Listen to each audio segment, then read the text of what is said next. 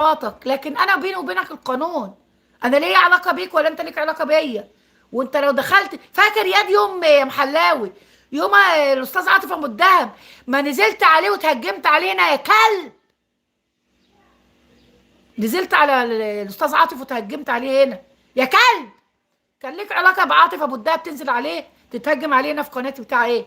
انت تخش قناتي هنا تعمل حسابك اللي انت طالع من الروحانيات وتخش تنجسها، وانا احس ان انا جالي تلوث.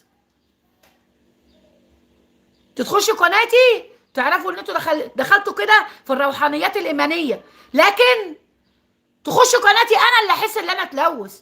يا سباب الاعراض انت وريري.